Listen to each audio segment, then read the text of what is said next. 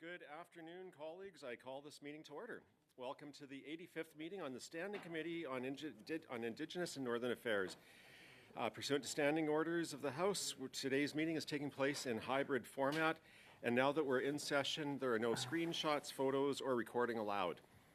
Do we have anybody virtually other than members in the first? No, not Okay, so we'll skip the formalities for the virtual participants because if our members haven't figured it out by now, we have larger problems. Yeah. And welcome those who are online. For those in the room, welcome to all of our witnesses. And we have an excellent team here who will work on turning your microphones on and off. If you need help with interpretation, you need to select the language of choice. When we get into the questions, I have a quick card system here. So when there's 30 seconds left, I'll give the yellow card. When the time's up, we'll have a red card, but don't stop mid-sentence, finish your thought, and then we'll move on to the next person. Having the discussions is an important part of it, and it's pretty rigid in how we do it, but I want to give everybody the time that they need to share the thoughts that they have within the restrictions we're operating within. Before we go to introducing our first panel, I want to remind members that all amendments, including sub-amendments, must be submitted in writing and sent to our committee clerk by noon tomorrow, Wednesday, November 29th.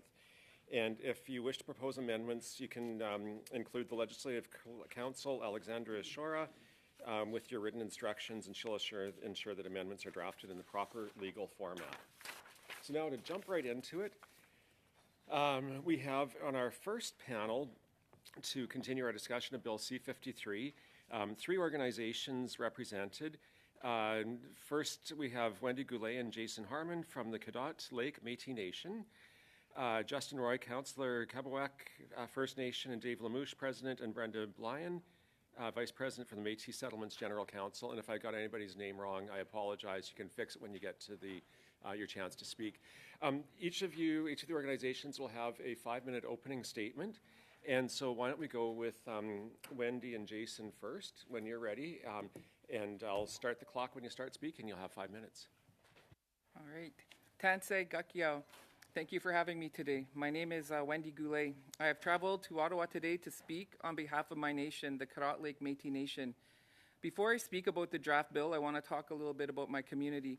Cadott Lake is an independent, self-governing, rights-bearing Métis community with distinct historical roots. Our community is located in the Peace River Lesser Slave Lake area, approximately 500 kilometers northwest of Edmonton, Alberta.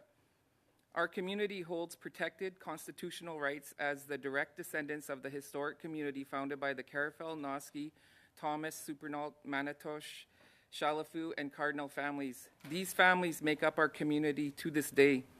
And it is about my community's rights that I come to speak today. Many of the speakers in favor of this bill have spoken about how the Métis self-government recognition is long overdue, and equally that it is the right of the Métis to choose their own government. I agree. 100% I agree.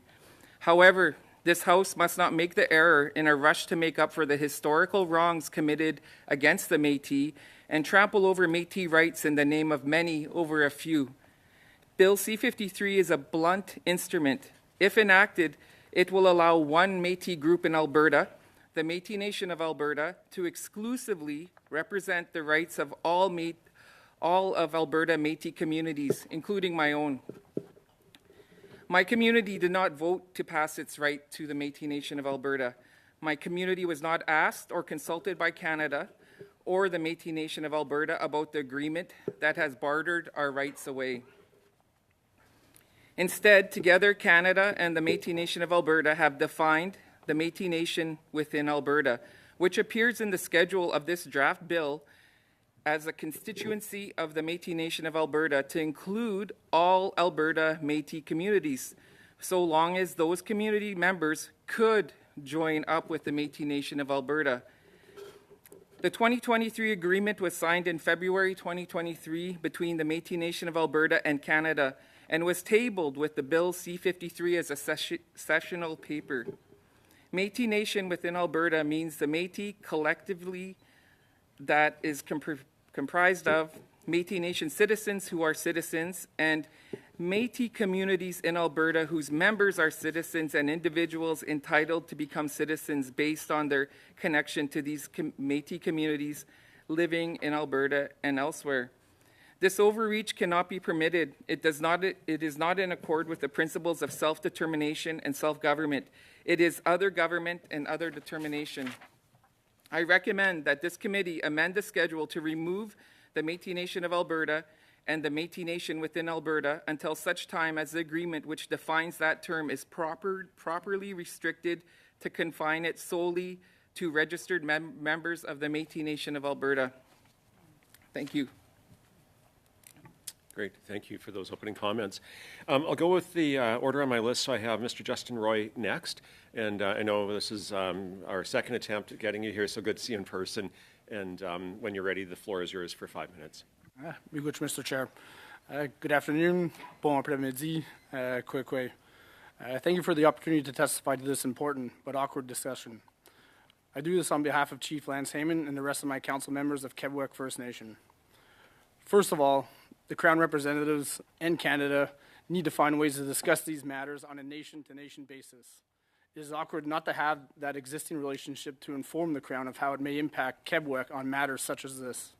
To be clear, we would have a problem with any discussion of Métis rights and Métis Nation recognition in any part of our unceded territory. We intervene today to draw attention to the fundamental importance of the glacial pace of Crown reconciliation related to title and rights. There are multiple unfulfilled obligations that those rights impose on the Crown, which we continually bring to the attention of governments, the public, and our citizens. If we finally had the attention we deserve, we would not be nearly as busy intervening in parliamentary processes and be focused on the governance and developments in front of us in our territory. It's the lack of true recognition of title and rights that brings us here today. There is a lack of true recognition of our self-determination and our rights to decide for ourselves who are the Algonquin and Anishinaabe of our nations and our territories. The newfound expression of settler citizens claiming the right to Indigenous lands and title through self-identification is a sharp contrast to our governance systems, which have accountability, kinship, and relatedness built into our understanding of who we are and who our relatives are. In Canada, the Federal Indian Act has caused confusion and misinformed generations of non-status Indians about how to keep their ancestral connections to territories. The Indian Act has disconnected them from their true Anishinaabe governance systems. Yes, the problem here with Bill C-53 has been the century and a half of Indian Act and ignoring Indigenous human rights to self-determination or running roughshod over this rights through Section 6.1 or 6.2 of the Indian Act. This is a deliberate strategy to disrupt our connections and practices of living on our territories, and we address that in our communities through restoring ourselves and our relationships. The issue of recognition and protection of inherent rights is, or should be, paramount to any Crown government regarding sovereign Indigenous peoples and a relationship between us. Unfortunately, we have to say that there are still many flaws in our relationship with the Crown and continued colonial and unilateral policy that would contradict the principles found in Bill C-53. Let me remind you that the British Crown and later the Canadian government took our lands by force, without our consent, without our compensation. Our people suffered greatly as a result. Ignoring these historic injustices is unacceptable. And this is still going on. We have several concurrent battles to wage because of our unrecognized title, which hampers our capacity to govern our territory, which means that we must, through a piecemeal fashion, commit to challenge Crown decisions that will lead to impacts to our titles and rights. That is why we felt important to come today to shed light on a pressing issue that weighs heavily on our hearts. The Canadian Nuclear Safety Commission, CNSC, pursuit of licensing for the permanent NSDF near-surface disposal facility in the Chalk River, Ontario site, along with many other nuclear files. This proposal is causing deep concern within our communities. We are concerned about the health of the river, the animals, and all life that depends on the Great Kitchissippi, the Ottawa River. The proposed handling of storage of nuclear waste in such close proximity to our sacred river, the Kitchissippi, is a risk that cannot be taken lightly. This river holds immense spiritual and cultural importance for the Algonquin Nation and the communities that will be directly impacted by environmental issues. This will disconnect us in two ways from the lifeblood of our ancestral lands. First, it will have impacts on the environment itself, and second, it will, through generational knowledge of the fact that nuclear poisoning has been allowed to occur result in our citizens being cautiously proactive and staying away from a potential source of harm to their human health, which will result in a severing of this key spiritual relationship between our people and the Kichisibe itself. Our utmost concern is the lack of proper consideration for the fundamental self-determination of human right of free, prior, and informed consent, a right safeguarded by both Canadian and international laws. We understand that Canada is consulting a group with no recognized Section 35 rights about this project. This is the danger of recognizing a corporate body such as the Métis Nation of Ontario. It has no historical relationship and certainly no pre-existing legal order or relationship with the Great Kichisibe. That relationship rests with the Algonquin Nation and the 11 recognized communities. We implore the Government of Canada to comply with its obligations to recognize and protect our rights and voice its opposition to this endeavor to recognize a group of people who have not yet proven that they are Section 35 rights holders. To be clear, this legislation must be withdrawn and real consultations with the rights and title holders has to occur. Thank you. Merci. Miigwech. Excellent, right down to the second. Thank you so much for that. I appreciate it. And lastly, we're going to go with Mr. Dave Lamouche, President, and Ms. Brenda Blyan, Vice President from the Métis Settlements General Council. So whenever you're ready, whomever is offering the remarks, the floor is yours. Okay. Miogisigaw, tanse ogimawag, mina uniganiwag. Nimiwihtin, kapi witap miach anocht, kapi pitskwata mahkuma wiaswiwen. Bill C-53 gisihkatig. Apihtawgosan ski ochtanina in Alberta. Good afternoon, Chair and honorable members of the committee. As the duly elected president of the Métis Settlements General Council, I am proud to be here today along with my colleague, Vice President Brenda Blyan. I also acknowledge our settlement leaders who are here seated behind us today to observe the proceedings. For nearly a century, we have been entrusted by our people to protect our land, our culture, and more importantly, our future. It is no different today, particularly as it relates to these significant deliberations on Bill C-53. Our written submission provides a robust history of who we are as the Métis settlements in Alberta, and it is our responsibility passed on to us by our forefathers, the Métis Famous Five, and those who followed them, to ensure that our voices are always heard.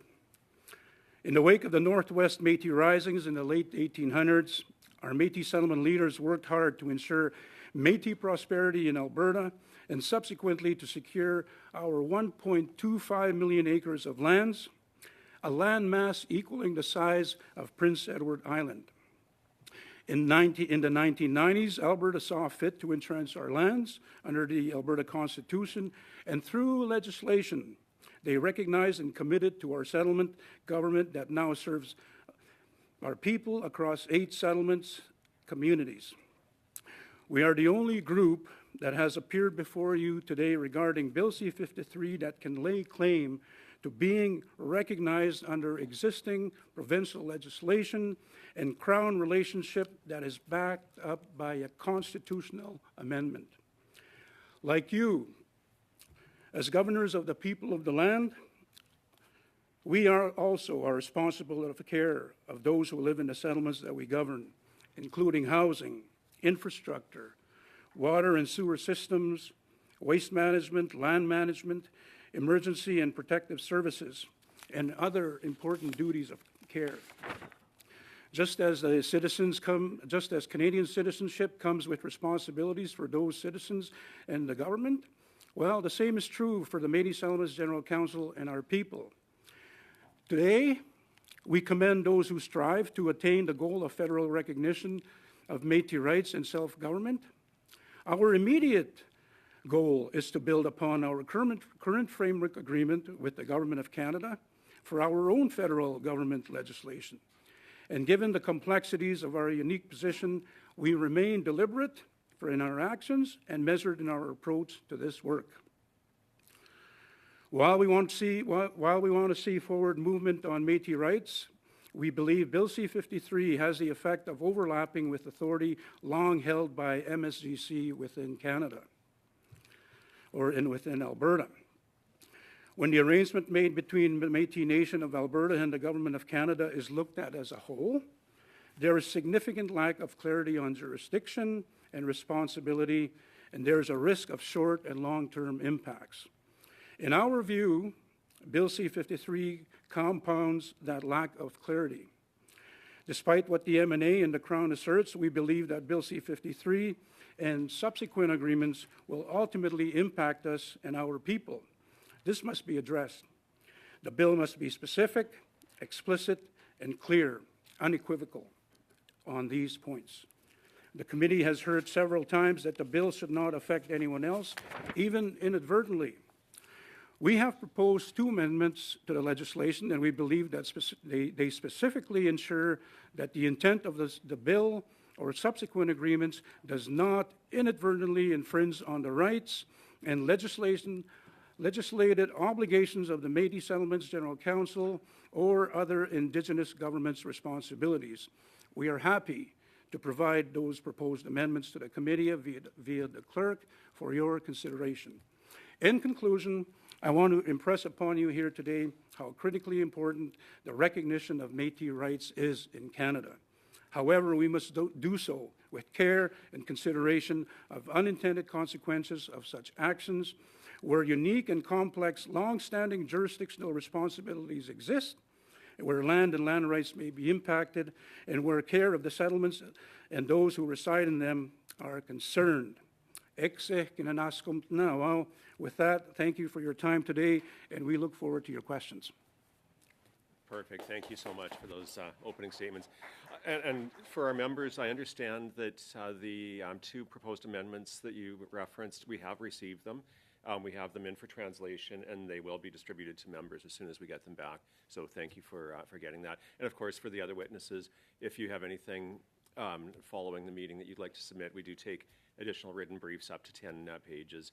So we're going to get into our discussions now. And first up, I have Mr. Vidal, who will have the floor for 6 minutes. And for those who are new to the committee proceedings, I let the members very much direct the time. And so the time goes quickly, and so they may interrupt you to go to another question. So that's just kind of how it goes. And but each member will control who they direct the questions to. So, Mr. Vidal, the time is yours for 6 minutes.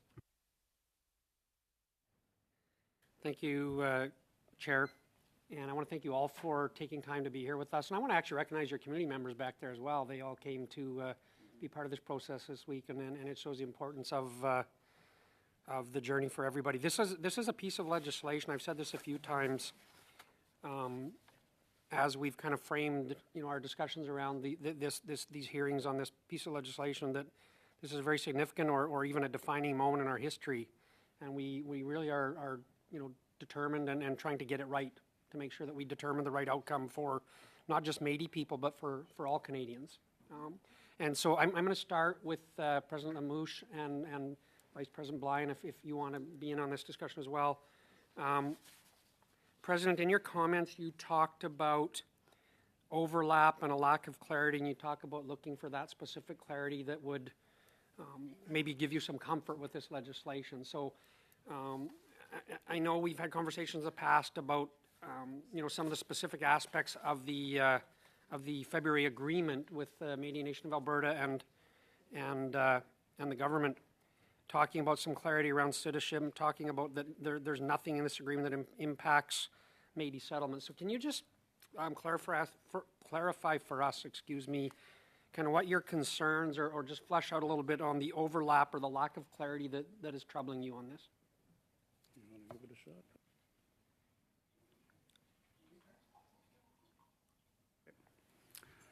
Thank you. Merci pour cette question, Monsieur Vidal.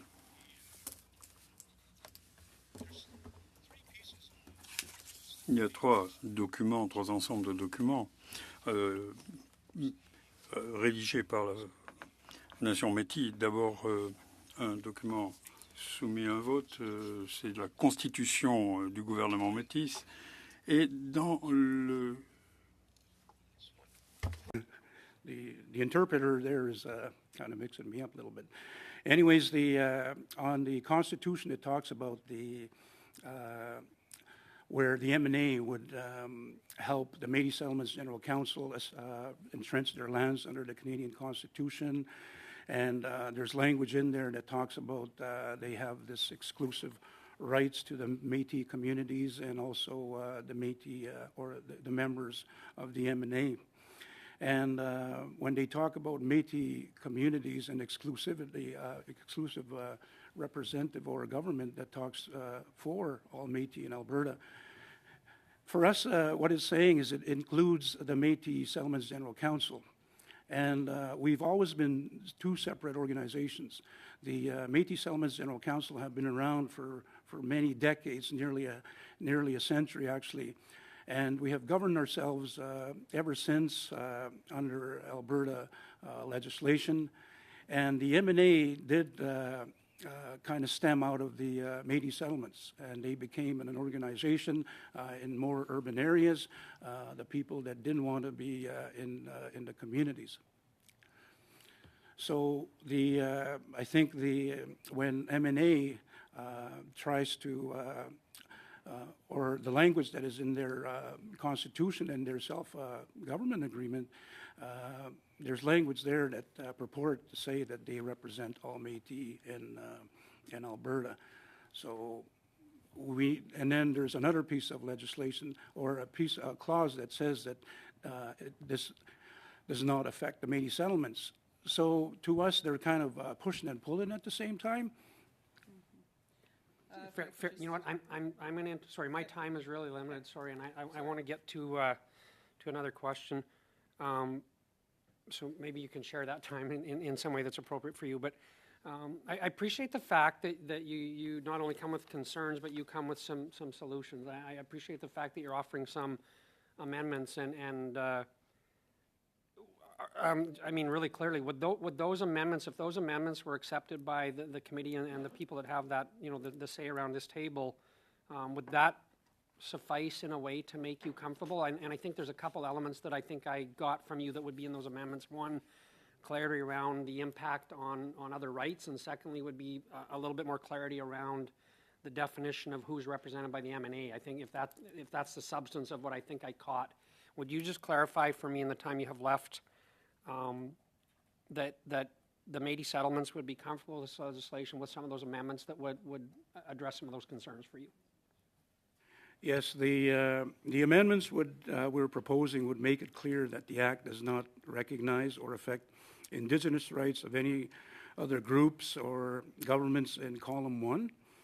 Therefore, if the amendments were accepted, they would help reassure all parties who assert that provincial Métis associations who are being recognized by the Act do not represent them. Thank you. I really appreciate that. Like I say, offering solutions is always a positive way to approach. You know what? I got like 20 seconds left. I'm going to give you 20 seconds. What's the last most important thing you'd like this committee to hear in this time? We want to protect the jurisdictions of the lands that we have developed over the last 100 years, that we continue to live on, and the way this bill is written, those jurisdictions are impeded upon. So we want to make sure that those lands our lands are not impacted. Thank you. I will now go to Mr. Batiste, who will have 6 minutes. Yes, and I'd like to thank the Métis settlements for their interventions today. I'm finding it a little bit hard to understand the objections of the Métis settlements to the Métis Nation of Alberta. As a First Nations, you know, coming from one area of the Mi'kmaq, if there was something that was beneficial to all the Mi'kmaq, but it was not to that district, I'd find it a hard time for me to come here and stop the rest of my nation from gaining the same rights that I had acquired. So I'm trying to understand where can you explain to us why the Métis settlements are opposed to MNA?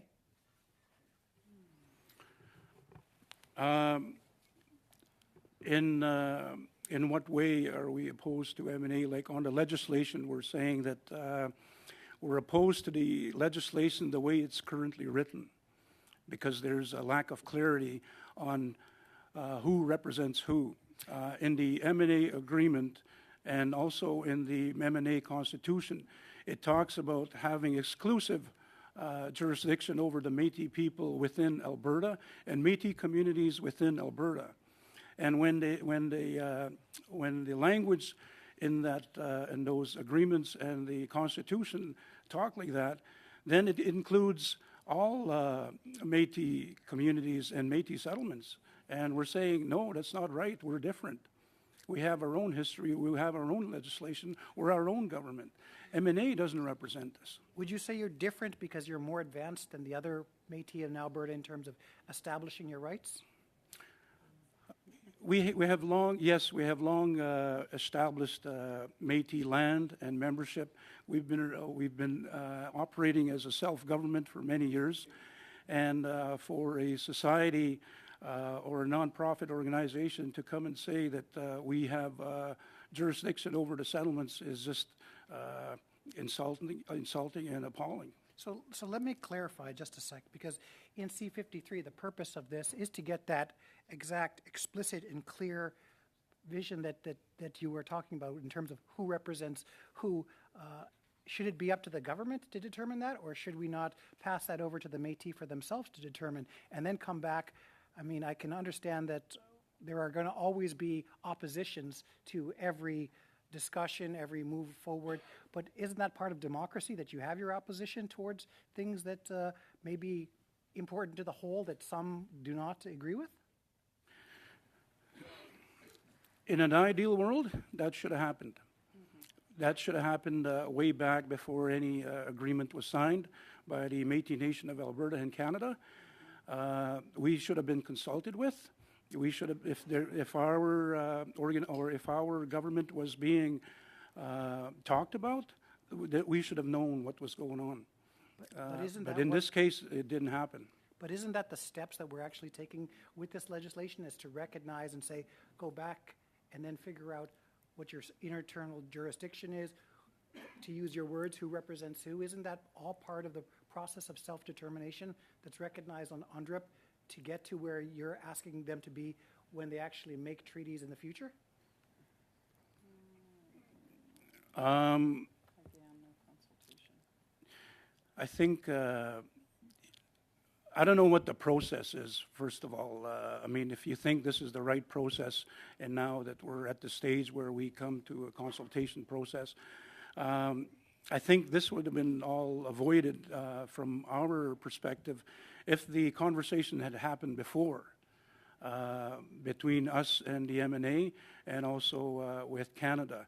We had signed a framework agreement with Canada back in 2018, and we haven't advanced our negotiations since then. All the negotiations was happening with the MNA. Okay. Mr. Roy, you brought up the Indian Act, Section 6.1 and Section 6.2. Now, a part of the Crown, the duty of the Crown, is to act honorably for Indigenous communities in Canada. Do you think the honorable thing for us to do, and I ask this as a status Indian myself, is to say to Métis and to Inuit in Canada, since I can't pass down my status in perpetuity, that no one else should? Or do you think the proper thing is to figure out how to make the First Nations be able to, under the Indian Act, be able to pass down that status instead? Thank you for that question, and a very good question. I mean, I still consider myself a young leader within my community and my nation, and you know, I truly don't have all the answers to a question of that nature. But I mean, is the Indian Act 100% correct in how it's written and how it's made us live for the last 150 years? No, it's not. Is what's being proposed here a solution that's better than, say, the Indian Act? I don't agree with that. Is there somewhere in the middle where, again, if we have the proper leaders of our communities, leaders of our nations, elders, cultural keepers, land protectors, the people who've been pushing and striving for a lot of these issues to be resolved over these past generations, if we had these people around the table, I think we could come to finding the solutions to your question that you asked me here today. Okay. Are you aware that on November 20th, the government opened up considerations for the consultation around removing the second generation cutoff? No, I'm not aware, but glad to be aware. Okay. Okay, that's the end of that time. We're going to go to our next member, Madame Gill. who I believe is online. And so when you're ready, Madame Gill, the floor is yours for 6 minutes. Vous avez 6 minutes. Merci. Thank you. Thank you very much, Mr. Chair. And thank you to all the witnesses. I would have questions for Mr. Roy with regards to what he was saying earlier. A first question. I think that early in his presentation he mentioned that there would be a problem with discussions on the issue of rights or recognitions of rights on the territory of Quebec. Does he mean if there's an agreement, if the bill is passed, what would be the impacts on Quebec First Nations on their titles and rights? Merci, Madame Gill, pour cette. Thank you for this question. Quebec's rights, I mean, again, we're in numerous battles every single day, every single week on projects, whether they're waste dumps, bridges, dams, pipelines, what have you, where we want to be equals at a table. We want to have our rights and our titles recognized. We want to have our Indigenous jurisdiction recognized. We want to have our unceded Algonquin territory recognized. And until that happens, when we are trying to sit at a table with the Crown, its regulators, its agencies, proponents of projects, it's tough to have meaningful communication and dialogue because we're not equals at these tables. And what's even more concerning is that we are not equals at these tables, but other supposed rights and titles holders are sitting at the same tables we are, having their voices listened to, heard, however you want to put it, when, again, an Indigenous community is trying to speak and voice its concerns. So it's tough to pinpoint exactly what an impact on our rights would be regarding this legislation and projects currently taking place on our unceded Algonquin territory. But I think the biggest impact is that we have yet to be recognized we have yet to be recognized by our rights, our titles, our jurisdiction, and our unceded territory.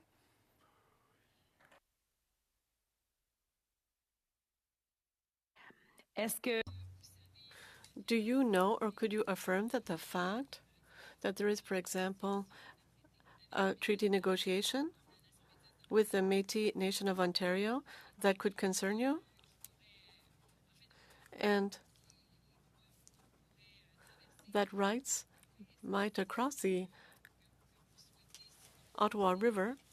So is this what you're indicating, that yes, it's the Métis Nation of Ontario, but given treaty negotiation, it would be possible that it would have an impact on yourself on the other side of the Ottawa River for your treaties and your rights? Merci encore pour cette. Thank you once again for this very good question. Yes, sorry, excuse me, a little bit still nervous first time doing something like this, but thank you. Can you repeat part of the question, Madame Gill? My apologies, overthinking it a little bit. Yes, and I fully understand. This is a bill that leads to difficult discussions, and so I do understand. So as simply as possible, it's the Métis Nation of Ontario that would be recognized by C-53 by the government, and we could have treaty negotiations. So do you think that it would be possible, or that these possible negotiations, given the territory, your territory, could this have an impact on your titles and your rights? Merci pour répéter la question. Thank you for repeating the question. This bill was to go through, again, it would have large impacts on our unceded Algonquin territory only because we have been the rights and title holders of these lands since time immemorial. You know, there has never been an established Métis community up and down the Ottawa River, the Kitchissippi, anywhere within its watershed. These have been Algonquin and Anishinaabe lands, again, from time immemorial.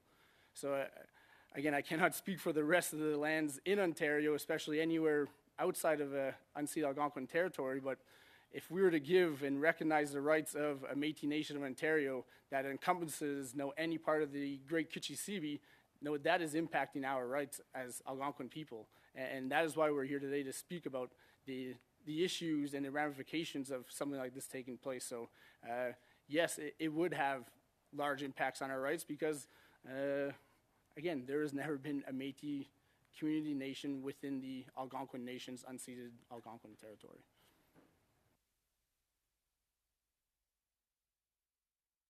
Merci donc. Thank you.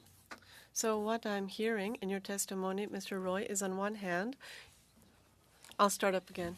Mr. Roy, what I see or what I'm hearing in your testimony is that on one side, you would like for the government to move quickly because you're saying that you're not being heard and that this has an impact, same as with C-53. You think that this could have an impact on you as well. If you could speak to these impacts, the impacts it could have on your community. You spoke about, you said something, that reconciliation was very, very slow. What would be the impacts on you? And so how can we work together so that you will be heard as well? And just, you know, we're at the end of our 6 minutes here, but if you want to respond in one or two brief sentences, Okay. Yeah, and then we'll move to our next in this round. Encore merci pour cette question. Thank you for the question. Again, being a leader, I'm trying to make it as quickly as possible. You know, being a leader in my small community, you know, there are lots of times where I wish we could just put a stop on everything for a week, a day, a month, or a year to just catch up on things that we need to play catch up on. And this is a perfect example of I wish sometimes we could do that. I know reality does not allow for it, but to put a stop on the life around us so that we could sit down and have the time as people, as organizations, as governments to figure out these larger issues regarding rights and titles, whether it's First Nation, Métis, or Inuit here in Canada. So again, it will have impacts on our rights, and if we just only had the time to sit down again as equals around a table to figure out these problems, it would be, I think, a great success for all people across Turtle Island here. Okay, thank you. I neglected to welcome two special guests today, Mr. Martin Shields and Mr. Blake Desjardins. So welcome to both of you, and we're going to turn now over to Mr. Desjardins for his 6 minutes of questioning. Wonderful. Thank you very much, Chair, and to my honorable colleagues. It's a pleasure to join you again. I know it's not often I make an appearance in this committee, but every time I do, I'm often left with the impression that we've done good work, and so I hope today is no different.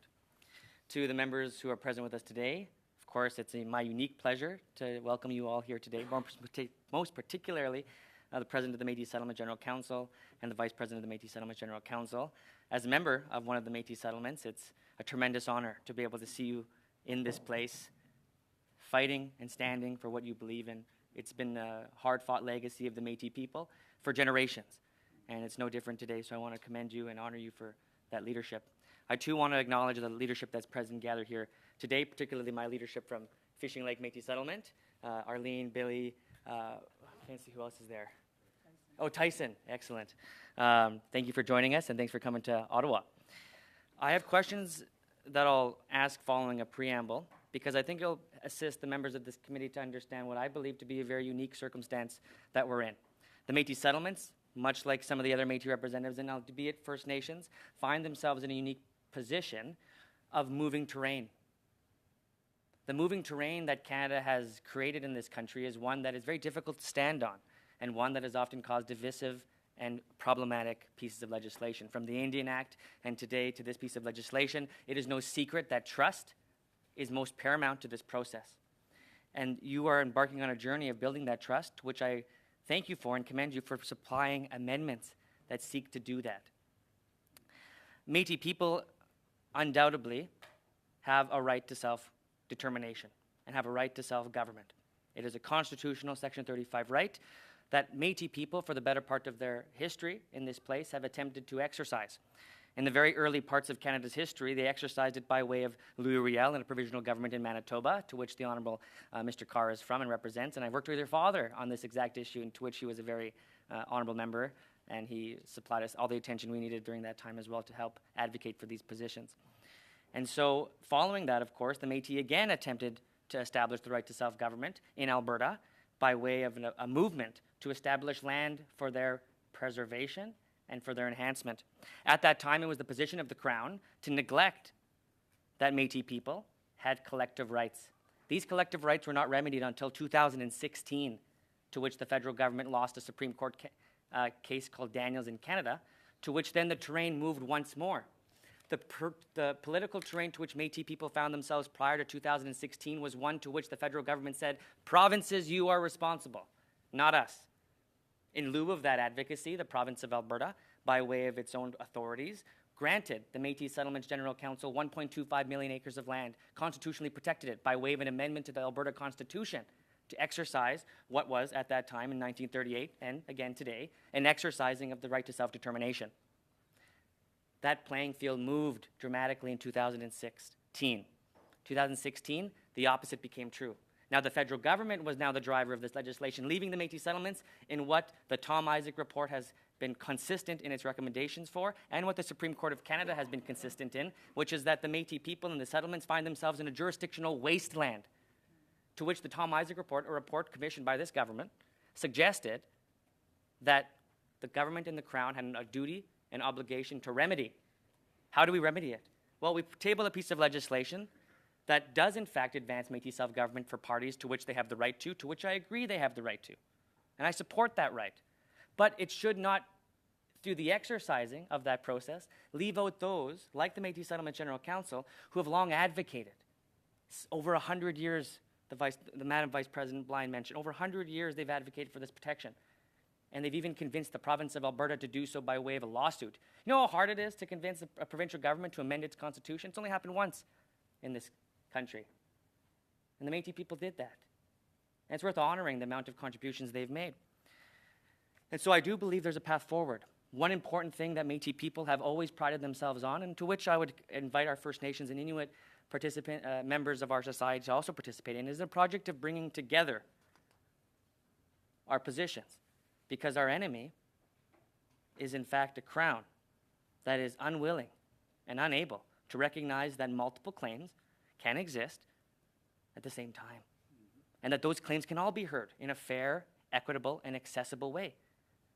And so I really commend the Métis Settlement General Council for providing us, and I think all members of this committee, a possible solution that should unite us in unanimity in this place. I do believe we can find, with this very difficult piece of legislation to which all you members have participated in, a way forward that makes certain there are more winners, and I'd hope winners, than losers. And so now I'd like to turn to my questions to President Lamouche in relation to your feelings of membership. How could this legislation present complications to how membership is completed on the Métis settlements, which is residency-based and applicable to the Métis Settlements Membership Tribunal, which is governed by the quasi-judicial branch? How could that work be impeded by way of membership that would recognize Aboriginal rights in a different group, like the Métis Nation of Alberta? The biggest issue, thanks for the question, Blake, and I'd just like to thank you for those comments. They really resonate with Métis Settlements General Council and all settlements, and I'm sure the people sitting behind us, so thank you for that. The biggest issue that we have on membership and how it affects it is the jurisdictional issue.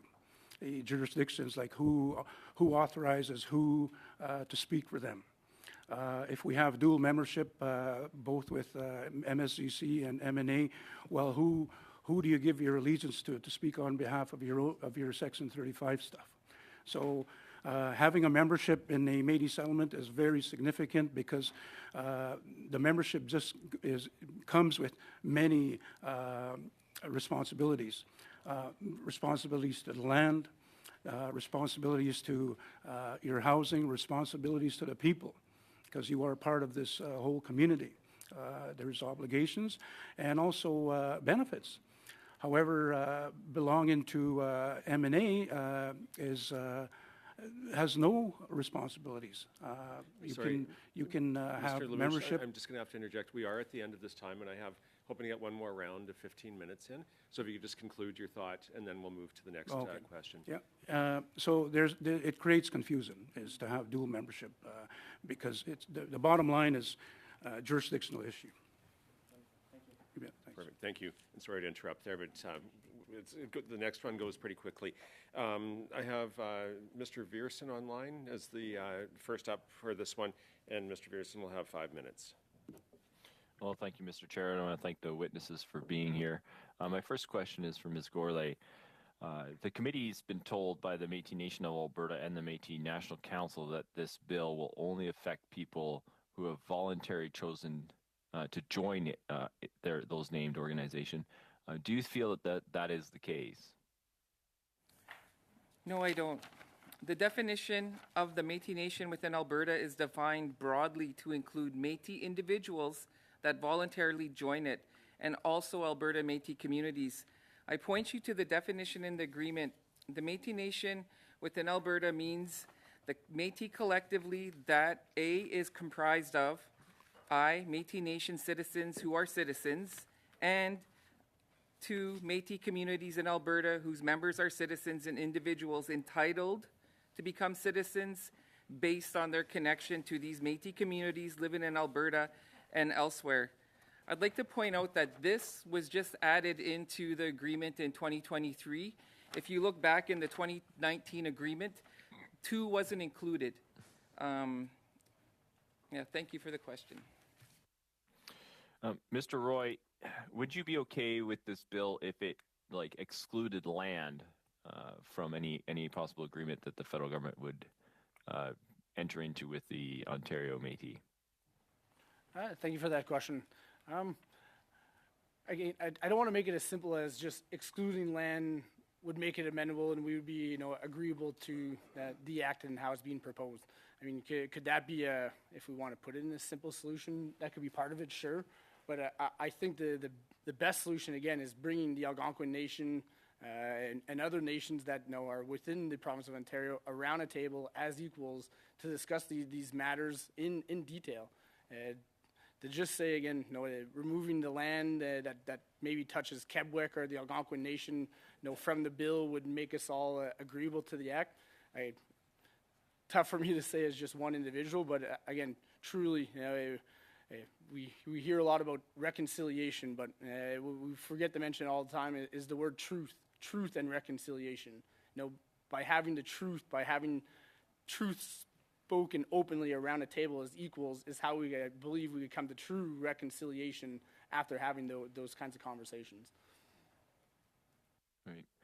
To the Métis Settlements General Council, do you have any comments around the fact that this is divided into provincial specific Métis organizations rather than a Métis nation? We heard from the Manitoba Métis basically saying that there's just one Métis nation, and that has its heritage in Batoche and Seven Oaks and Louis Riel, Gabriel Dumont, these characters from history and the historical connection to that community. Do you have any comments around that? Yes, we do. There is most of our Métis people have historical connections that come from the eastern part of Canada, and many of them have come to Alberta as well. The difference, there is a Métis nation in Canada. We're not saying that we're not part of that Métis nation. What we are saying is that there's 2 governments in Alberta, or one is being recognized, I guess, under this Bill C-53. But the Métis Settlements General Council have been around for many years, who operate and have responsibilities as a government within Alberta. Us too, we are working towards our federal recognition, and we are also working towards our treaty with the federal government. Since Daniels, as Blake mentioned earlier, since 2016, things have changed, and we are moving towards that goal as well. So what we are saying is that one government cannot overreach and take over another government within Alberta. All right. What would your relationship be with something that you call the Métis Nation of Canada? What is your relationship with that? Well, the historical Métis in Canada are a nation, and we are part of that nation, whether it's MMF, whether it's Saskatchewan Métis or Alberta Métis. I think many of us who have historical roots to the actual, to the real historical Métis, we are a Métis nation in Canada. That's what I mean. Thank you. Okay, and that's the end of our 5 minutes. So we're going to go now to Mr. McLeod, who will have his 5 minutes. Thank you, Mr. Chair, and welcome to everybody that's here. Mr. Chair, it feels good to be in a room where there's more Indigenous people than non-Indigenous for a change. A very interesting discussion, a very difficult one, very complex situation. I belong to the Métis in the Northwest Territories. I spoke Michif for 6 years of my life till I attended Federal Indian Day School. So I'm deeply rooted into the culture. Most of my relatives play fiddle. I dance jig. I should say I used to dance jig 40 pounds ago. But, so I'm very well versed in the history of the Métis. And the Métis settlements in Alberta, when they were formed, was significant. It was significant for all of us. And we were actually probably a little bit jealous because we wanted the same thing. However, our organizations in the Northwest Territories do not belong to the Métis National Council. And we have two camps in the Northwest Territories. One is the Métis Nation of the Northwest Territories, and then there's another camp, which I belong to, that works together with the First Nations to pursue land tenure and governance and all the different pieces that are required for self-government. So it's and my question is for you, Wendy Goulet, because you made the point that this bill gives exclusive rights to the MNA, and I kind of get the sense that if there was a negotiations happening with your government at the same time that this was happening, then maybe we wouldn't be in this situation. It seems like one has overtaken the other. Is that the situation? Or because I from where I sit, I don't see the Métis Nation of Alberta taking over your organization, taking over your communities. You still have that option. You still have that opportunity. So how I see it is with the Métis Nation of Alberta and the agreement that's in place today is with the agreement that was made in 2023 by adding in the clause where the Métis communities in Alberta, so it means because I'm not a member of the Métis Nation of Alberta, but because I can be, all of a sudden they speak for my rights? Like, how does that work? That number 2 should not be in there at all. If it was just Métis Nation of Alberta speaking for Métis Nation of Alberta citizens, fine, like that's how it should be, but they cannot speak for somebody who hasn't given them the right. That's my constitutional right. Like my Bill C, it's our right. Like it's not our right to give to them to speak for us. They never came to me. Canada never came to me to ask me if they could speak on my behalf, like for my rights, my historical rights to my community. But yeah, like it's good that they're doing that. But again, if that part is just out of there, if in the schedule, in the bill, it goes forward, if they take out in the schedule Métis Nation of Alberta, Métis Nation within Alberta, fine. Like let's go back and let's have it defined clearly. Settlements should be in there. They should be at the table. I don't understand how they weren't at the table with the federal government to begin with. Like I get it, we're little. We don't have legislation, but that's not your question, sorry. I want to say thank you for bringing a recommendation. I think we need more of those, but I still don't understand how Métis Nation of Alberta would represent you if you're not on their list, if you're not a citizen of or a member of their organization. Don't you still stay independent with your own Indigenous government? We would in theory, but with the definition, it's not clearly defined, right? So then in your legislation, when you go back, like within the definitions, you end up going back to your agreement for the definition because you don't have it defined in your bill. It's not defined. So where do you go? You go back to your agreement to go find the definition. You go back to there, and there it says, like, within Alberta, any Métis eligible to be part of Métis Nation of Alberta, then, they speak for us. So if it was clearly defined within the bill, and I know you can't change that, but you could recommend that they take that part out in the table, in that last table, then it's fine, right? Or take that out of but that was an agreement made between the Government of Canada and the Métis Nation of Alberta. I mean, and that was just injected. I mean, 2019 agreement did not have that in. All of a sudden, 2023, it's in there. Why? Okay. Yeah, sorry, we're out of time on that. Well, we're now going to go to Madame Gill for her 2.5 minutes. So this one goes really quickly. Merci, monsieur. Thank you, Mr. Chair. My question is for Mr. Roy once again. In his presentation, he spoke about self-identification. So this is a subject that has been identified. We hear about this before the committee. It's come up a few times today. So I'd like to know what he means by self-identification in this case, and if he considers that there are inequalities between First Nations and Métis Nations. Merci pour cette question. Thank you for your question.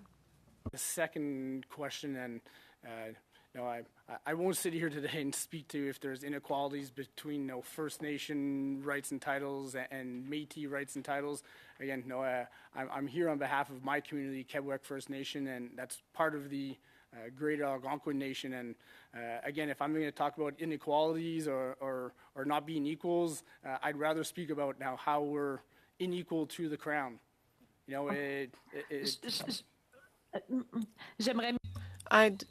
My question was misunderstood. That's not really what I meant. So this is not, I expressed myself poorly. So what I wanted to know is with regards to self-identification, you spoke about that. Is this a phenomenon that concerns only Métis nations and not First Nations?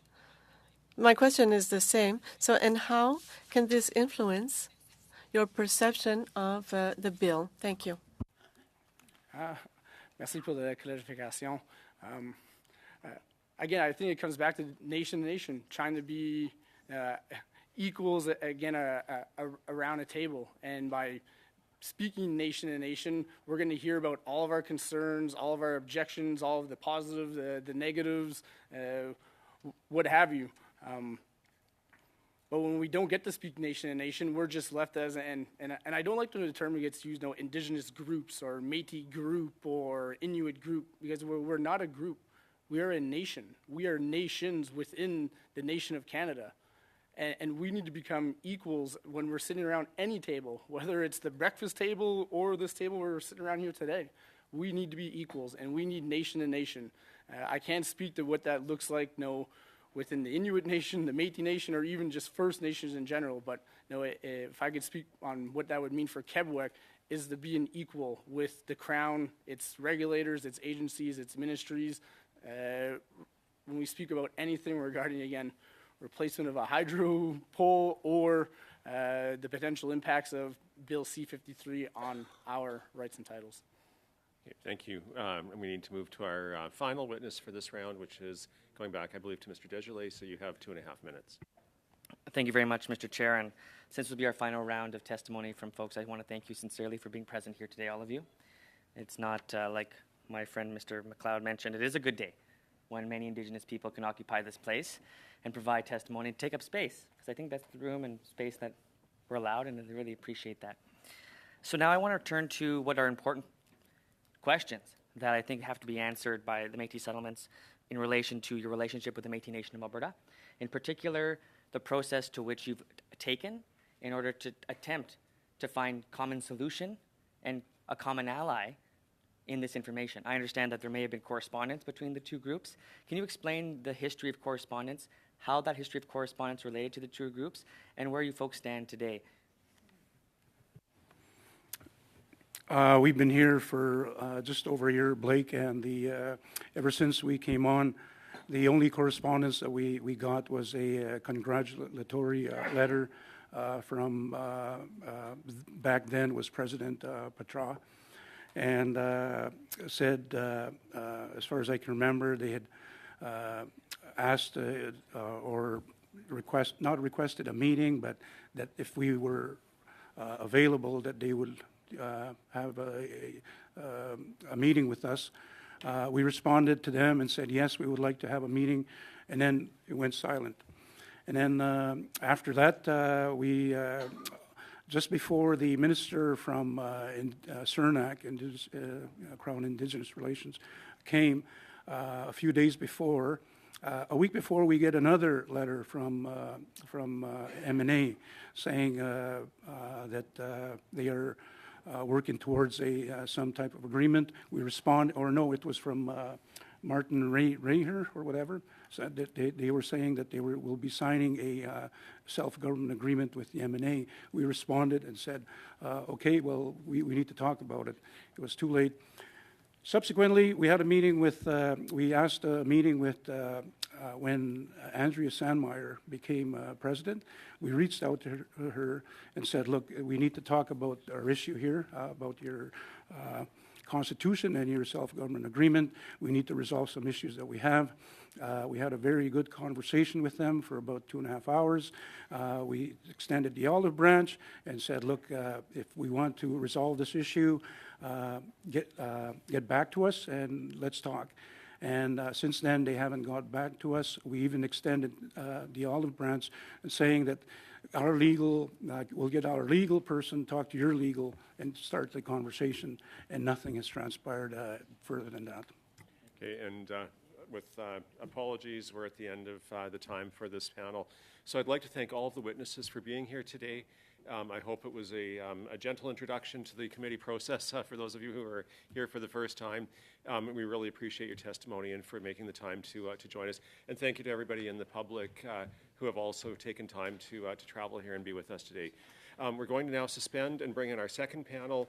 I'd ask people to stay close by. We're going to do the sound checks and we'll get started as quickly as we can. But for now, we're meeting suspended.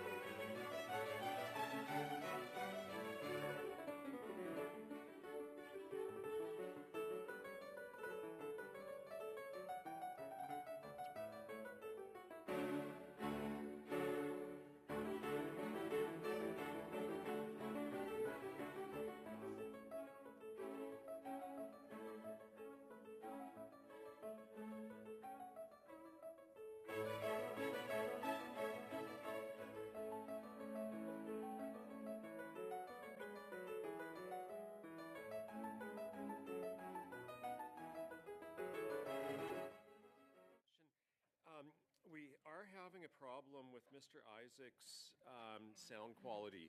And so we're going to keep him online, and the back room will try and deal with it and see if there's a point where we can get the sound quality to the point where we can actually involve him in the discussion.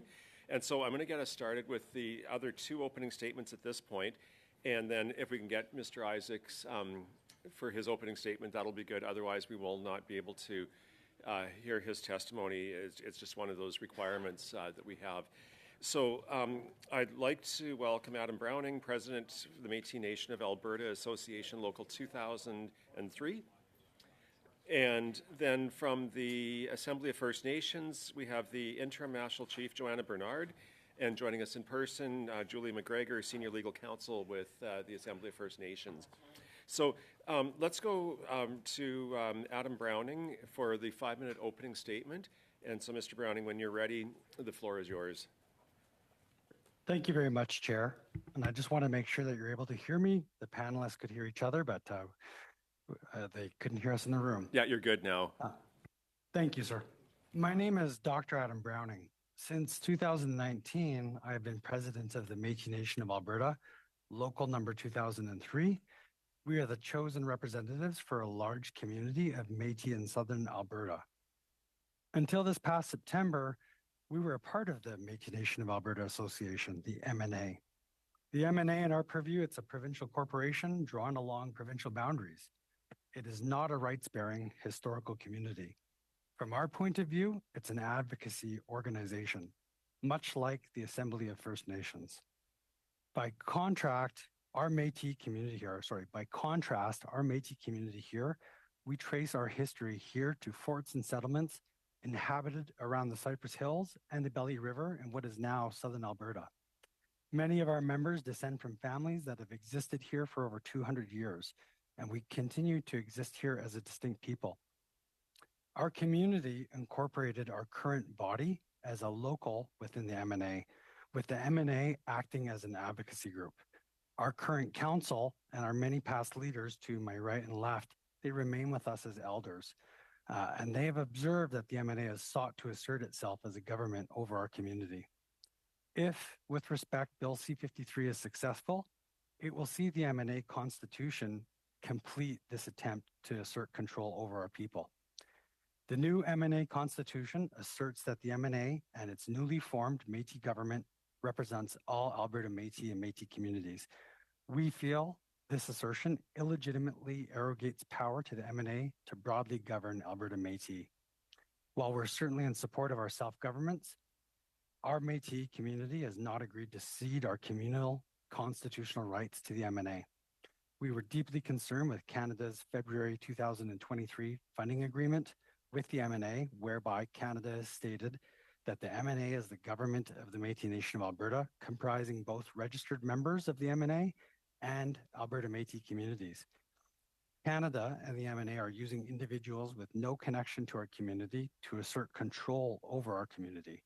While this may be convenient and political expedient for Canada, it is contrary to Section 35 of the Constitution. Most of all, it concerns us that Bill C-53 proposes to formally recognize the MNA in Clause 8 of the draft bill as the Indigenous governing body that is authorized to action on behalf of the Métis Nation within Alberta. Bill C-53 does with this zero consultation to us by Canada or the MNA corporate leadership. They do so while providing millions in unaccounted for funding of the MNA, of which little to none enters our community. This legislation in our purview is top-down. The consultation and approach to self-government must be, with respect, rejected by this committee. The MNA also repeatedly rejects any court oversight of its actions, claiming to be a mere corporate entity. This bill will continue that judicial gap and impunity for the MNA by carving it out of the federal court like all First Nations are currently subject to. In our purview, this is unconstitutional, and it creates a government that is not subject to independent courts. Mr. Chair and committee, with respect, there is no Métis Nation unified across all Alberta. As you've heard from other communities, that is an incorrect assertion. We are many distinct communities with distinct rights. Bill C-53 in its present form is a threat to Métis communities in Alberta, such as mine, notwithstanding commitments made to the truth and reconciliation and implementation of the United Declaration on the Rights of Indigenous Peoples.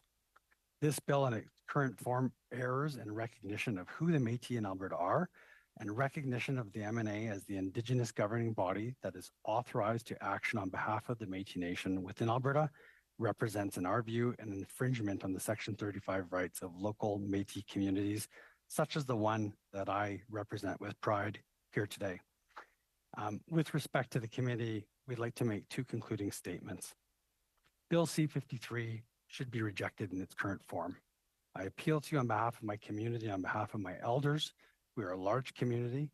That recognition through this bill will limit recognition, that recognition through this bill should limit that recognition to Métis communities that have collectively and democratically chosen to be represented by their listed Métis government. Barring such an amendment, our community leadership will oppose any legislation that infringes on our sovereignty. Thank you very much, Mr. Chair and committee. That's my opening statement. Great, thank you for that. We'll now go to the Assembly of First Nations, to Interim National Chief Joanna Bernard. And when you're ready, the floor is yours for the 5-minute opening statement.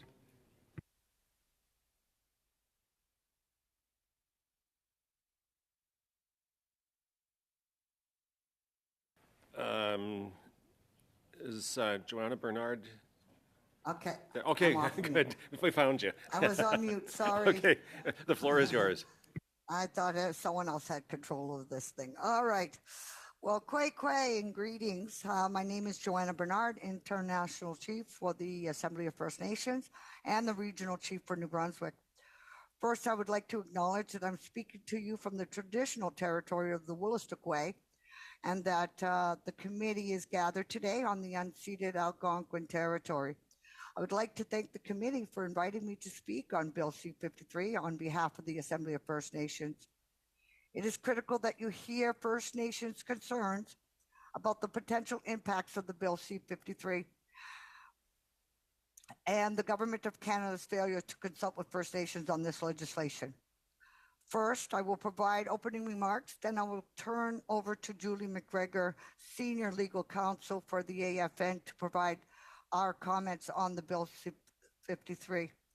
In July 2023, the First Nations and Assembly passed Resolution 44-2023, protect the First Nations rights and interests from unfounded Métis rights assertions.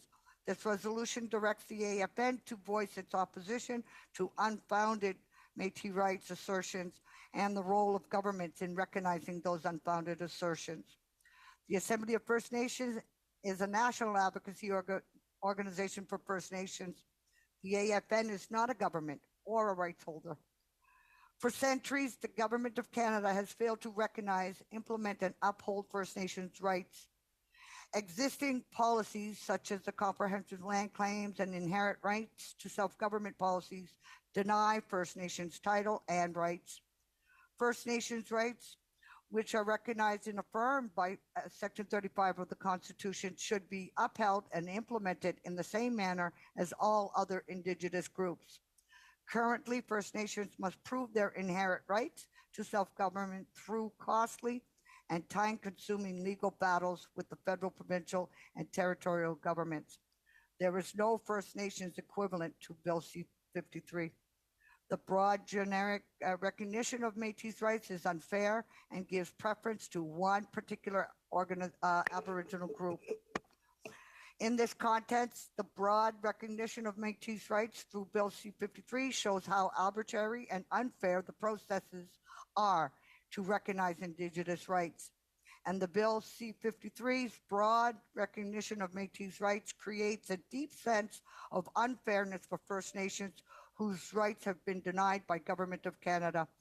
The federal government has failed to adequately consult First Nations prior to tabling the Bill C-53. Canada has not met its minimal duty to consult First Nations, nor has it upheld the principles of free, prior, and informed consent in accordance with the United Nations Declaration on Rights of Indigenous People. The honor of the Crown requires the Government of Canada to act honorably in all its interactions with Indigenous peoples. First Nations have raised serious, credible concerns about the potential impacts of Bill C-53. Advancing Bill 53 without proper consultation with First Nations is inconsistent with the honor of the Crown. I would like to thank the committee for the opportunity to provide input on the Bill C-53, and I will now turn it over to Julie McGregor, Senior Legal Counsel for AFN, to provide further comments. Thank you. Thank you, and there's about a minute and a half left. Thank you, Mr. Chair, and thank you, members of the committee. My name is Julie McGregor. I'm Senior Legal Counsel with the Assembly of First Nations. I'm also a member of the Kitigan-Zibi Anishinaabe First Nation, part of the Algonquin Nation, and this is my territory, my unceded territory. I just want to take with the brief time I have to just go over a few points that Interim National Chief had as of her remarks that she's already provided, and maybe key into maybe the three issues that sort of we want to focus on with the time we have. Bill C-53 broadly recognizes Métis inherent rights and jurisdiction. This broad recognition fails to consider the potential impacts on First Nations and does not include safeguards to prevent infringement on First Nations rights. And it doesn't include a process for addressing overlaps of infringements in inherent treaty and Aboriginal rights. While the stated intent, and we've been told this by many committee members, that the intent of this legislation is for internal matters related to Métis self-governance, it sets the stage for future negotiated treaties that may relate to those issues. Also, the Bill C-53 allows further Métis Crown treaties to be ratified by Government Council rather than requiring scrutiny by Parliament and First Nations. Given the potential significant adverse impacts to First Nations rights and interests, Bill C-53 should be subject to approval by Parliament and an opportunity for meaningful input by First Nations, and you've heard this from even the previous panel before you. The Government of Canada should explain clearly why it has advanced a lower threshold for approving Métis Crown treaties, and the process for many of the treaties signed between, that differs from the process from the treaties signed between the Crown and First Nations. Failure to provide a clear and convincing answer to this question will heighten the serious concerns regarding the fairness of how First Nations are being treated with their rights recognition versus how Métis rights are being treated under this legislation. Miigwech. Great, thank you so much. I'm just going to check with our clerk, with Mr. Isaac. We were trying a new way of connecting him, so I'm just going to see if, no, okay, we don't have him in, so with apologies to our members, we're going to have to proceed without Mr. Isaac, and if he's still online, we can... He's still on the phone. Oh, okay, so if he's able to get it sorted out, they're still trying to figure out a solution to the technical problem, and so we may still be able to bring him in. But for now, we do need to start our first round of questions, and so I have Mr. Viersen. Are you going to go first in this one? Sure. Okay, so I thought Mr. Schmale was going first, but... He's offered it to you if you want to, so... Okay. Oh, that's okay. Perfect. You have 6 minutes. Well, thank you, Mr. Chair, and I want to thank the witnesses for being here. My questions will be for Mr. Browning. Mr. Browning, you represent a local. It's my understanding that these locals were kind of under the umbrella group of Métis Nation of Alberta. Is that correct? That is correct. Now, some folks from locals have been concerned about the fact that the locals are being dissolved with C-53. Is that the case? That's my understanding, sir. Okay. Now, many of these locals have millions of dollars in assets. What happens to those assets as C-53 progresses? Right now, with locals not being under the umbrella of the Métis Nation of Alberta and their new bylaws, as they move towards transitioning from bylaws to a constitution, those assets would be dissolved and transferred to the Métis Nation of Alberta, okay, as well as local decision making. So many of these locals would have amassed these assets over the last number of years, and your local community would lose control of them. Yes. Right. Has there been any concern raised in your community about this? We, like other communities, are concerned about the transition or the transfer of assets. But the biggest concern for us is, as Métis, we don't have a lot. The biggest concern for us is rights and representation and the ability to see local decision-making that would affect our rights. And that's something that we were not prepared to have derided, and that's our primary concern. I think a secondary concern was the transfer of assets. Okay. One of the interesting things around this discussion is there's a lot around self-determination and self-government, and yet the federal government seems to have funded this entire initiative. Is that your assessment of this as well? That is another primary concern of ours, and that would be my assessment. Okay, so the federal government is like a live player in the C-53, given the fact that they're putting money into determining who is the rights holder, essentially. With respect, that's one of our concerns. Okay. It's been noted before that the signing a treaty with the Métis Nation of Alberta would be similar to signing a treaty with the AFN. Would you agree with that statement? That was one of our statements that I'd made in my opening remarks, and that would be a central concern for us. Okay. I'm going to move to Ms. Bernard there. I think you were kind of making the same case over there. Could you just elaborate a little bit on that as well? Yes, I do believe that it will infringe on the First Nations rights and lands and titles if they are to, create more treaties with the Métis. And I do believe that Métis have their rights, but I do question the membership list as we do move forward. First Nations stop after second generation, and there's no accountability for the Métis membership as the government has done with First Nations. So there's that unfairness also. Okay. Going back to Mr. Browning, just around the assessment of who is Métis, that is essentially what this is trying to get at. Do you think that the government has been I guess they're trying to use a broad paintbrush across the country? And what do you have to say about the fact that they're Alberta, Saskatchewan, Ontario, rather than a Métis Nation, more a one body? Mr. Viersen, that would be another central concern for us. I'm concerned on behalf of my community and our leadership that the federal government through this legislation is seeking to legislate our identity. Our identity is linked to historic communities. Like my colleague, Joanna Bernard, I have concerns as well about the registries and who could be qualified as Métis. I understand there is some present contention with Indigenous identities generally. I'm best positioned to speak to Métis identity in Alberta. Before any legislation moves forward, I would agree that it needs to be stipulated who specifically our Métis citizens are. And we're concerned that this needs to be abundantly clear.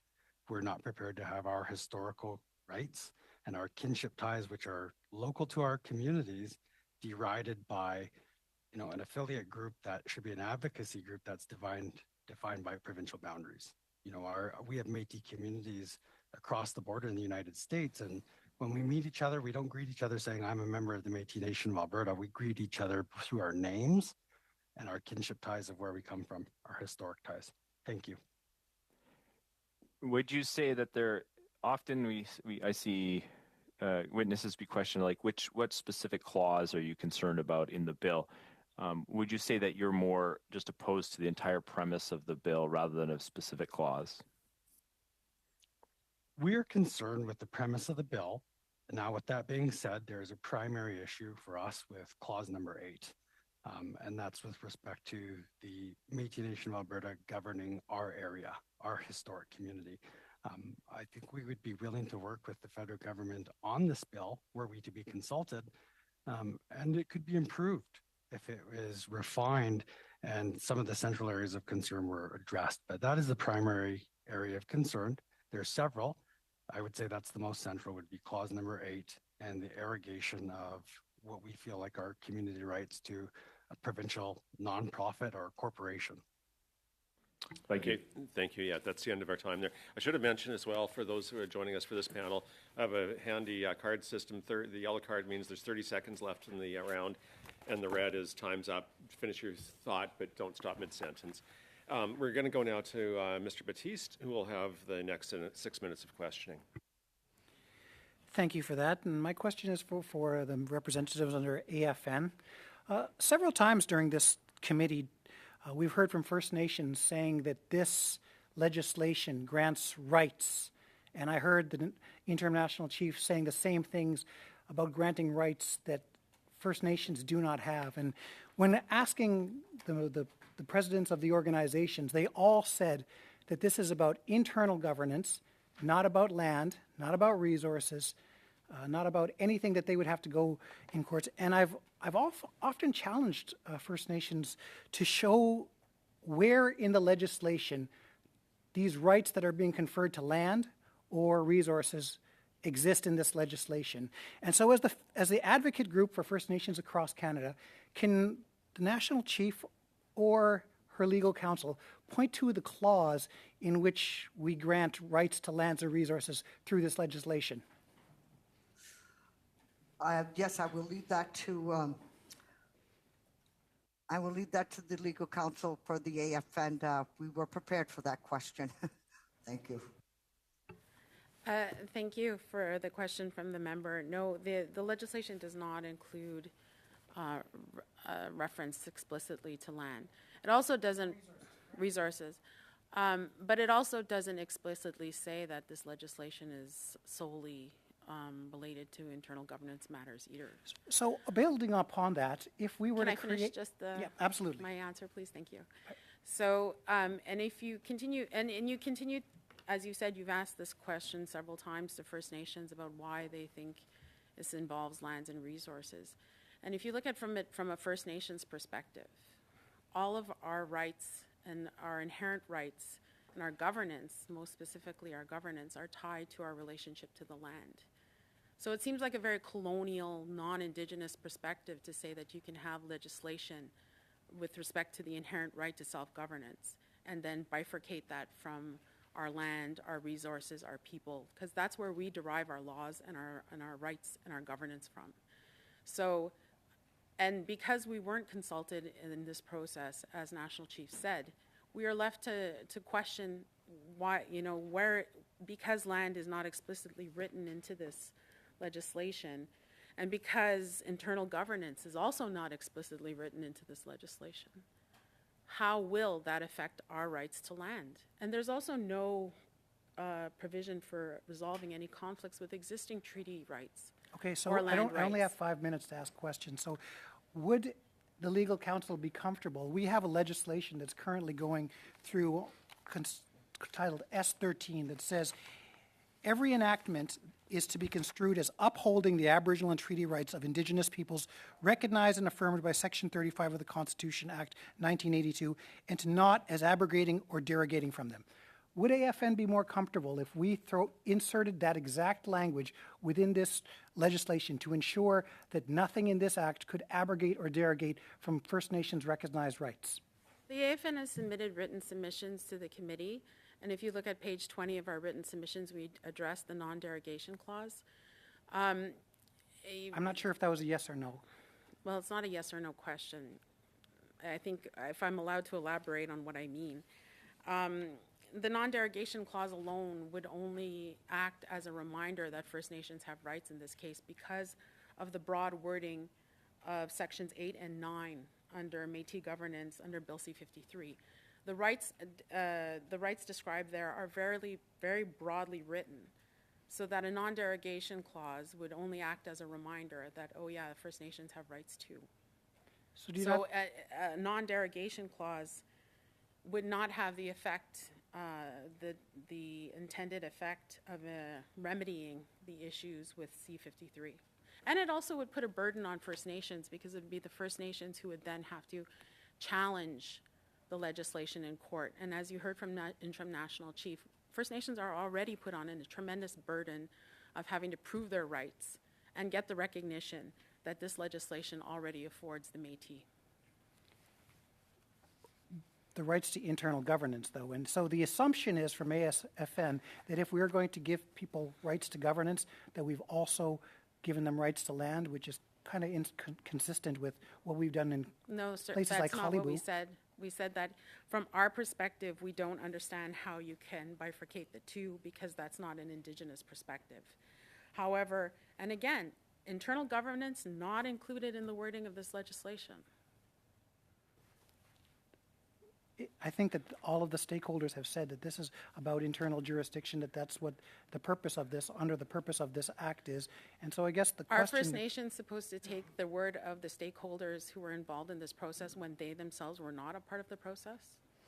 I guess the question then would be, what is the amendments that you would be asking for? Well, I think that if this is just about internal governance, the legislation should say that. But the position of the AFN and the mandate of the AFN is to request that the entirety of the legislation be withdrawn until there is a consultation process that accords with the UN Declaration on the Rights of Indigenous Peoples, prior informed consent, as well as the duty to consult, because that did not take place. So if the roles were reversed and we were doing First Nations legislation, would we need to consult with the Métis and Inuit before internal governance under AFN or First Nations would be approved? Well, if we take C-92 as an example, the child welfare legislation, I believe they were consulted.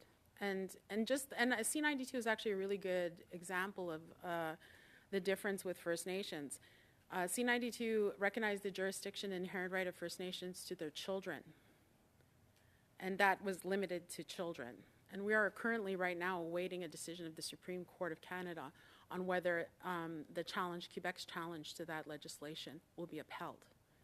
That just shows you the stark difference between what First Nations have to prove and the legal challenges they have to maneuver in order to have our inherent rights and jurisdiction recognized.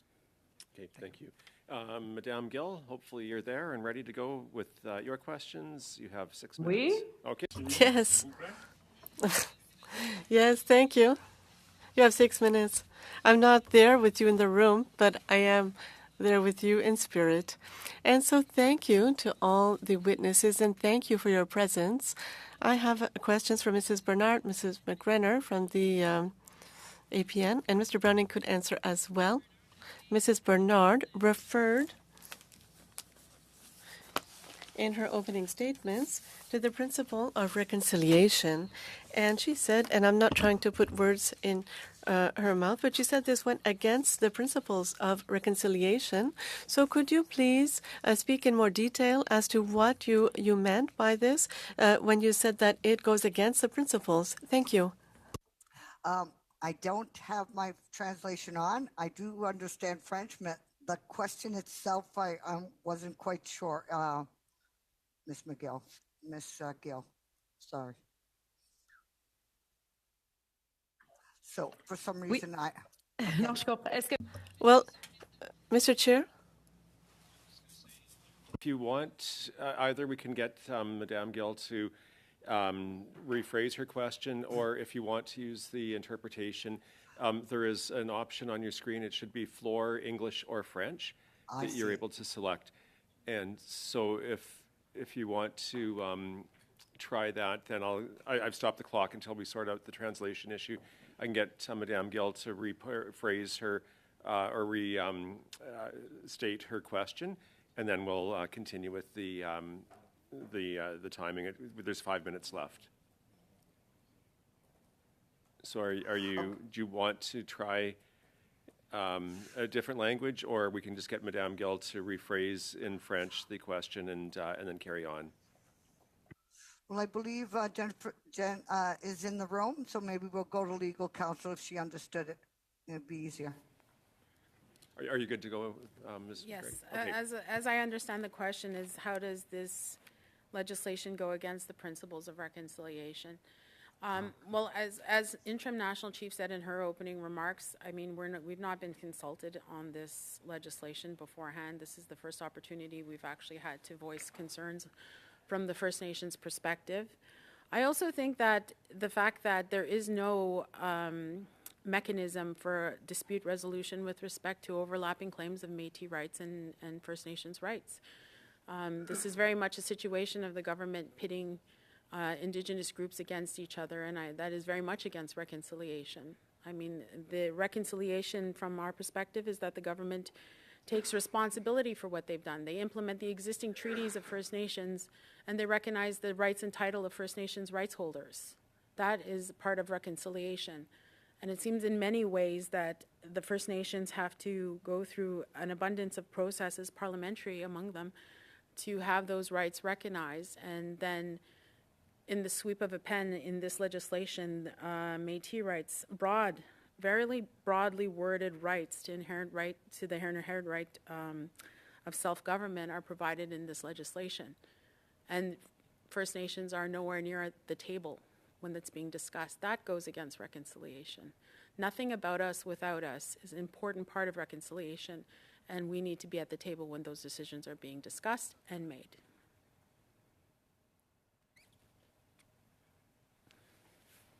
Merci. Thank you. Would Mrs. Bernard like to add something? If not, I'll go to another question. It also has to do with Mrs. Bernard's speech when she spoke, and this is a term that we've heard several times at committee. We've heard speak about inequality or equality or equity, and could you give us some specific examples when we talk about inequality between the First Nations and the Métis? Thank you. Yes, thank you for the question. I do believe that in reference to the reconciliation and work moving forward, it's not fair, as stated by Ms. McGregor. But I do want to note that another example, First Nations in our communities after the second generation of one Native parent and the other non-Native, we lose our rights after the second generation.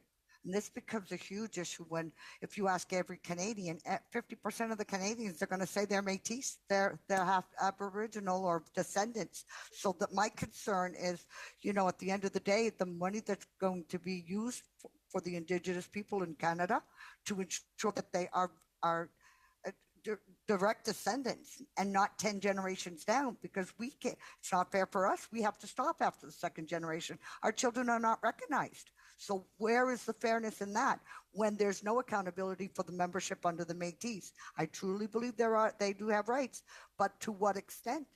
Do you going to put half Canada on their list? Thank you.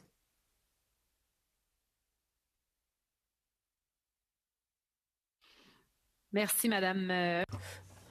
Thank you, Mrs. Bernard. Mr. Browning, if you'd like to speak to these two questions, the first with regards to reconciliation and the second with regards to inequality. Thank you. Thank you very much to the member for the question.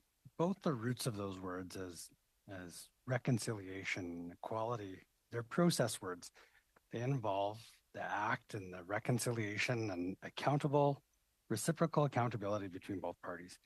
At no point have I or my community received consultation on this process. We feel like, notwithstanding what UNDRIP states, just in terms of common sense, in terms of reaching that place where we have a voice, we'd written letters to the previous Minister of Crown Indigenous Relations, as well as to the Prime Minister several times without even an acknowledging response. And the last we wrote was in February 2023. I represent several thousand Métis in southern Alberta. And, we care about what our registry looks like, who claims to be Métis, but we also care that we're spoken to. And at no point do we even get an acknowledging response. And so none of that speaks to equality or reconciliation from my perspective. Thank you to the member for the question. And that takes us to the end of the 6 minutes. So I'm going to now move to Ms. Idloot, and when you're ready, the floor is yours for 6 minutes. First of all, thank you to all of the witnesses for appearing today. I really appreciate all the testimony that I've heard. What has been shared is all very important. I'd like to ask my first set of questions to Adam on the screen there. because I've noted your concerns regarding who is authorized to represent Métis in Alberta. And I wonder, since you hadn't been consulted on this important piece of legislation, what kind of guidance can you provide to parliamentarians to make sure that we do understand who is authorized and how that must be measured? Thank you to the member for the question. I think in terms of Métis identity, we're complex, we're unique, but I believe in Section 35, the Constitution, our rights are recognized at the historic level within the Métis homeland, and that should be fairly specific. I don't think having a provincial corporation really meets that threshold. That's my first concern. I think the second thing should be that threshold of recognition and how it is done, and that's the process. There were millions of dollars that were spent in Alberta on an advertising campaign. I had single parents having signs that were being paid for by the federal government that said, vote yes for a constitution. And I don't think that that meets the threshold for recognition. That was in our process to have a constitution adopted. We had put in requests to the Auditor General to see the funding agreements just for how that was paid for, but got redacted pages.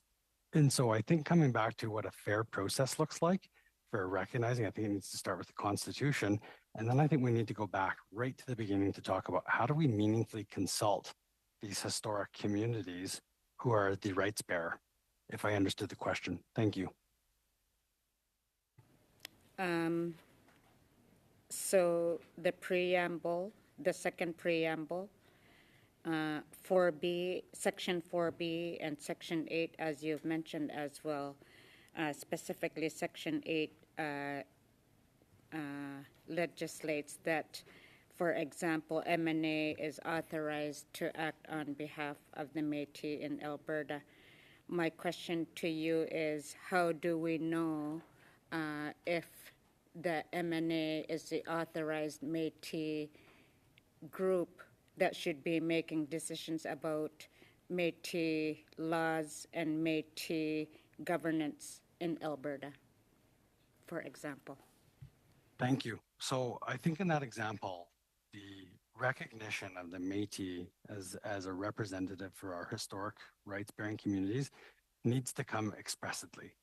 And that needs to be written, it needs to be stated. What we have, to the contrary, and very much in the public, are Métis local communities that have been fighting in Alberta courts to get them to have timely elections. And, you know, with concerns of the funding that they have available, it really makes it difficult for a community like mine. You know, we don't have lawyers at our table, but we have a large community, and it makes it difficult for us to fairly make sure that we're represented. And so I think Canada needs to ensure that that process is transparent and accurate to make sure that we have democratically elected them, first of all, to represent our rights and that we've consented to such. No such consent was given by my community, regardless of, you know, a statement that 97% of the people had voted. I think that was made by Cassidy Caron from the Métis National Council to this committee. With respect, that is not correct. I think they had about 16,000 out of 60,000 plus Métis consent to this after a really problematic process. That is not a democratic endorsement from my community. And my community leaders, they stand unanimously with me on this on behalf of my community that we oppose that. My next question is to the AFN, and I leave it to the AFN to decide who will answer my questions. I know that we've heard since we started studying this bill that First Nations haven't felt their rights under, as acknowledged in UNDRIP, haven't been recognized. If you had the guidance to give this government about what FPIC means and why FPIC is so important, how would you make sure that it had been followed to ensure that C-53 could have been different from what we see today?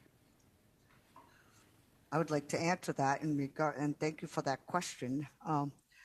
As mentioned by Ms. McGregor there, nothing about us without us. And one senator asked me at one point, what would co-development look like? And I'm going to tell you now, it's from the concept, from the beginning when it's an idea of a policy or a bill or legislation. We should be involved from the very beginning. And this is where the problem lies with this legislation and many others, where they develop the legislation and they present it and say, this is what we come up with. And that's got to stop. We need to be at the beginning of any idea or bill of legislation that we co-develop and consultation done with all Indigenous groups. Thank you. I think Interim National Chief has stated that, and also I think we're calling for the establishment of a national consultation process with First Nations to enable the Government of Canada to develop a respectful process to recognize Métis inherent rights and jurisdiction while ensuring adequate safeguards to address overlapping claims and infringement of First Nations rights. So to ensure that those safeguards are in place. Miigwech. Okay, and that's the end of the 6 minutes. Colleagues, we have resources until 5:36 today, and this is, as all of the panels have been very important, we did lose a bit of time in our switch over between panels, and so I'm going to suggest that we do a rapid fire round of 90 seconds per group. And so probably one question, nice tight answers from the witnesses if that's possible. I just want to give you one more chance to get in there. And so, but like I say, we only have resources until 5:36. So with that, we'll go over to Mr. Schmale, and for the first 90 seconds, the floor is yours. Thank you, Chair. I have 90 seconds, so time for one question in 3 parts. To the Métis Nation Association, can you please tell me where in the line of text, either in the agreement or in the legislation, that points to any potential forfeiture or seizure of property or anything that imposes your ability to work within your members? The second part is there anything that is preventing you from entering into your own self-government agreement with the Government of Canada? And to the AFN, is there any amendment or anything that could be done in this piece of legislation that would ease your concerns about potential membership? Thank you.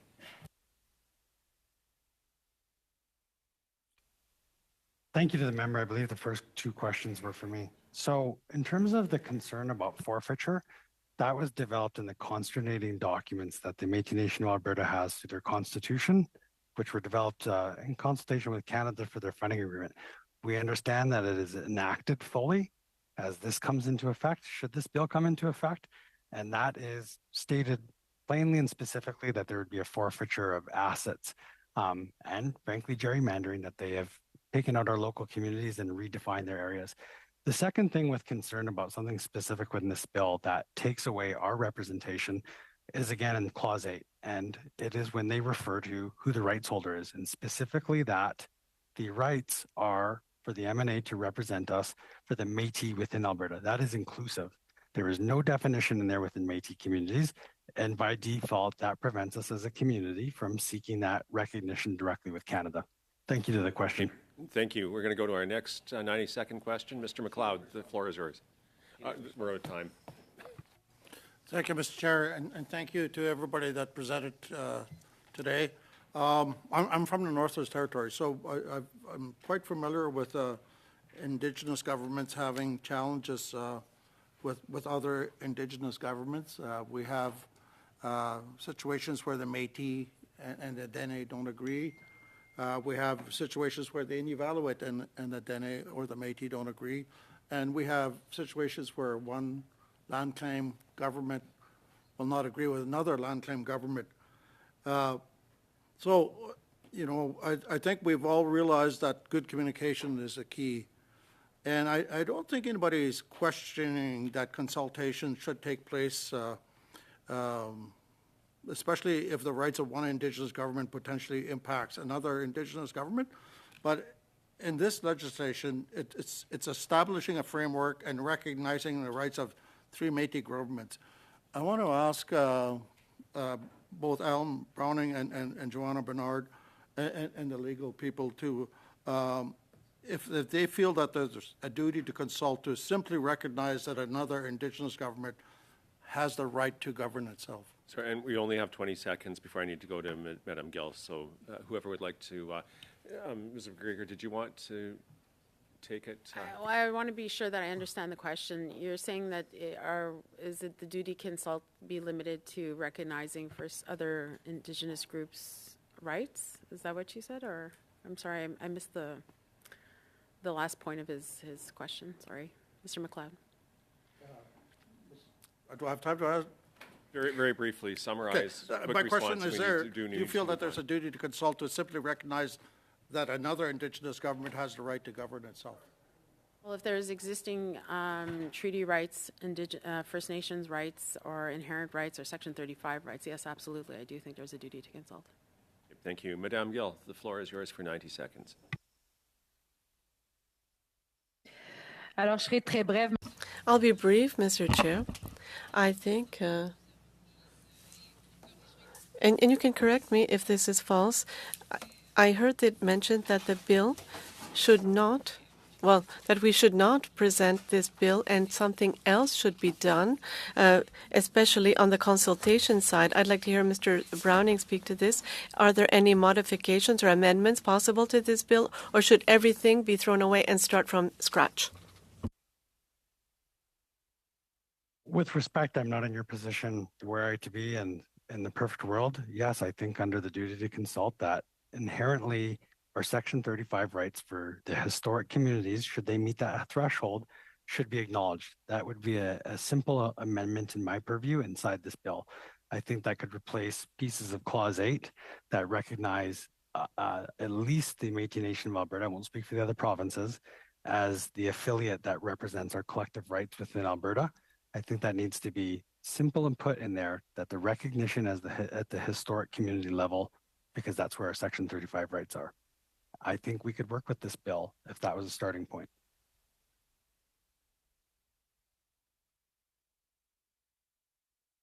Madame Gill, there's just 5 seconds left. Oui, je pense que Madame Bernard voulait... I think Mrs. Bernard wanted to say something quickly.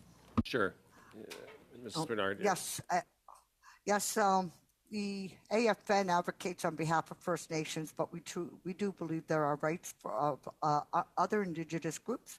So that's not our concern. It's just the process that the government went through to put this bill through. It needs to be stopped and started.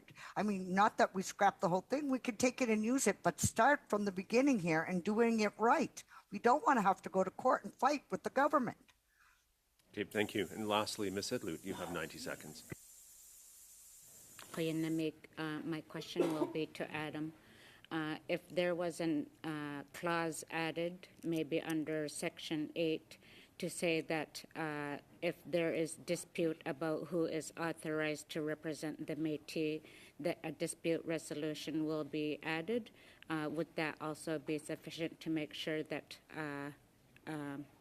that while we're recognizing the important right of Métis to self-government, that there could be a recognition that dispute resolution might need to happen between different Métis groups? I'm going to confer with my colleague, Ms. Bernard, or representing the Assembly of First Nations. We may seem like we have different approaches on this, but I concur that we need to go back to the start because we really can't bifurcate this. I could take this back to our leadership and I could speak on it at this point, but it is inherently problematic. I think it would be a start for us to work with pieces of the bill. We could look at non-derogation clauses and dispute resolution clauses when it comes to making sure that these rights aren't encroaching on other Indigenous groups, nor on our historic Métis communities as a start, and look at what that looks like. I don't think that we could commit at this point to seeing something broadly to say that there's a dispute resolution process, because there hasn't, with respect to our member, been enough trust built in the process by consulting with us from the beginning. Until I see it and I study it, I'm a linguist, I'm not a lawyer, until I convince our elders and others to engage our legal teams to actually look at it, we'd be careful to commit to anything at this point. Okay, thank you. And we are out of time. So I would like to thank all of our witnesses for being here today. Again, your insights are very important as we consider our consideration of Bill C-53. And colleagues, with that, we are now adjourned for today.